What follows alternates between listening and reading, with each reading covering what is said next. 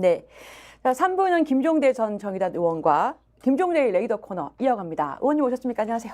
네, 지금은 녹색정의당 공동선대위원장. 맞습니다. 네, 예, 녹색정의당. 맡았습니다. 예, 어깨가 무거우시겠습니다. 예. 뭐 제발 살려만 주십시오 하고 울고 불고 다닙니다. 중요한 때입니다. 그죠? 네, 예, 예. 네. 꼭 필요한 정당입니다. 그죠? 예. 그러니까 한국 사회에 이 유서 깊은 제3정당 하나는 있어야죠. 그래서 맞습니다. 뭐 살려만 주십시오. 자, 오늘의 주제 계속해서 1부, 2부에서 이어오고 있는 것과 비슷합니다. 공수처와 대통령실 그리고 이종섭 전 장관 출국 허가를 두고 논란 이 부분을 오늘 집중적으로 한번 훑어볼 텐데요.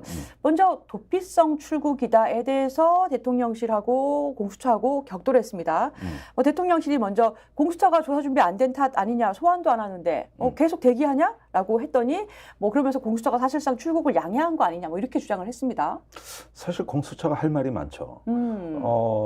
이 문제에 대해서 언론이 좀 짚어내지 못하는 부분이에요.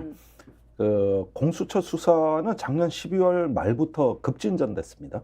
그러니까 고발당한 지 6개월 동안 뭐 했냐 그랬는데 그 전에는 경북경찰청을 가서 진술조사를 받는 등 외곽 수사를 했고 12월에 최초로 공수처가 통화 기록을 입수한 게 언론에 나가는데 그게 이제 8월 2일 날 그 이첩을 회수하는 과정에서 대통령실과 해병대 사령부 간의 통화 기록이에요.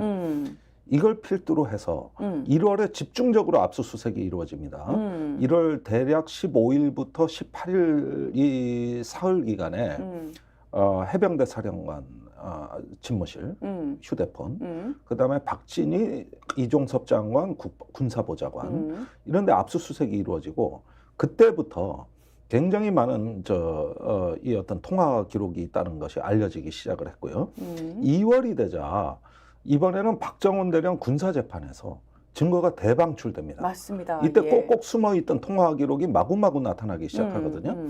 그렇다면 공수처의 수사가 본격화되고 압수수색이나 진술을 이제 수집하던 때는 1월에서 2월 사이라고 보여지는 거거든요. 그런데 그 1월에서 2월 사이가 대통령실이 이종섭 장관을 호주로 빼돌리기 위해서 대사직을 급진전하던 때입니다. 그렇죠. 네. 그렇죠.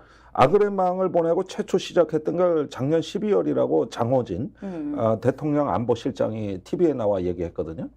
그러면은 그때 12월에 최초 보도가 있고 난 직후라고 보여지는데 이때가 비상사태였던 것으로 보여지고 결국은 공수처와 대통령실이 속도 경쟁을 한 거예요.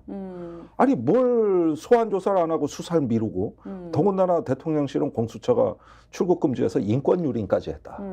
이런 얘기인데 아니 지금 수사가 진행 중인데 그래서 물론 공수처가 수사를 제대로 했느냐는 논란의 여지가 많고 저도 아쉽게 생각합니다. 제대로 된 공수처 옛날에 윤석열 대통령이 서울중앙지검장 하던 시절 얘기라면 지금쯤이면은 대통령실 압수수색했을 겁니다. 압수수색을 해도 엄청 많이 했겠죠. 그런데 그 정도는 안 했거든요.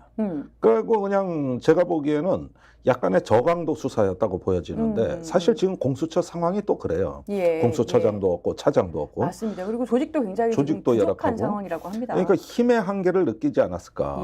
그래가지고 박정훈 대령 재판과 주변 진술, 이 정황 수사에 많이 의존하던 때였기 때문에 이런 걸 다 해놓고 그 다음에 이제 이종섭 장관을 적절한 시기에 소환하려고 했던 계획이었던 것 같은데 그렇게 얘기하고 있죠. 대통령실은 이 모든 걸 읽고 일단은 호주 대사 강행을 밀어붙인 거는 속도전을 강행한 겁니다.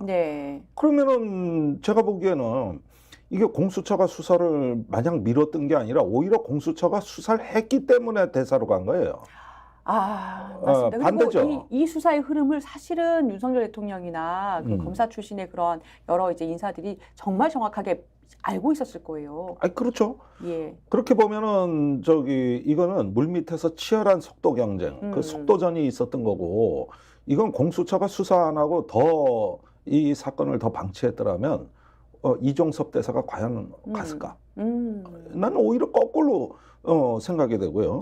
거기에다가 지금 대통령실이 공수처에 대해 가지고 노골적인 수사 방해와 협박을 하고 있습니다.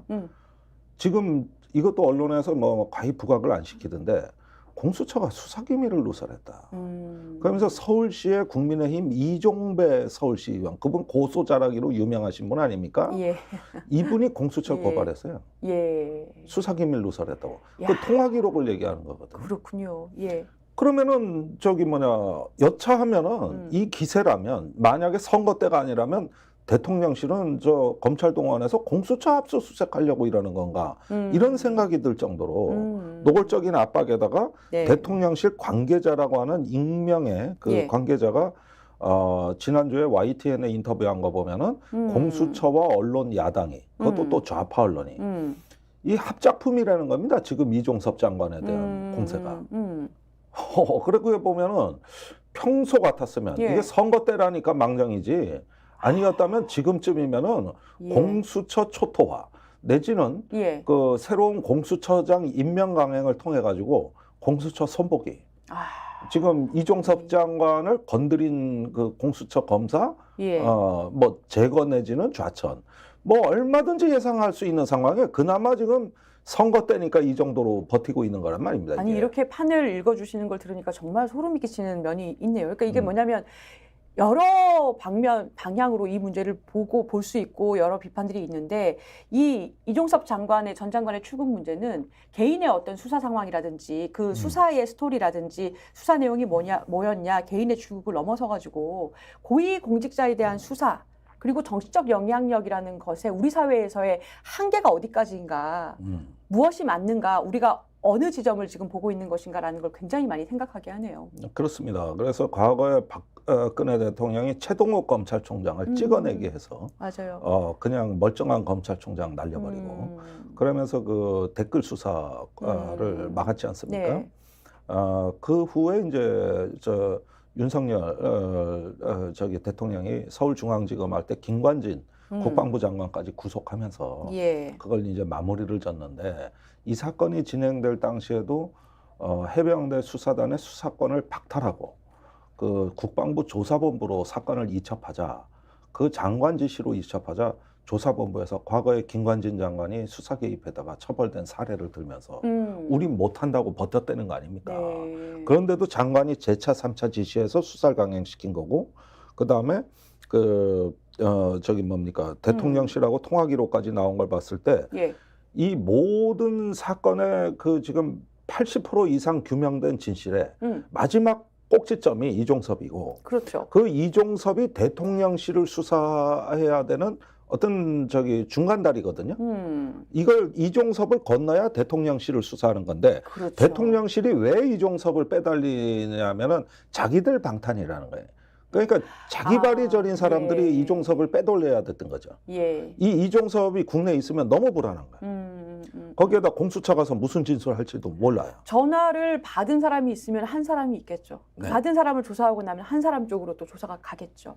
스픽스는 말하는 언론입니다. 대세는 유튜브, 그중에서 스픽스.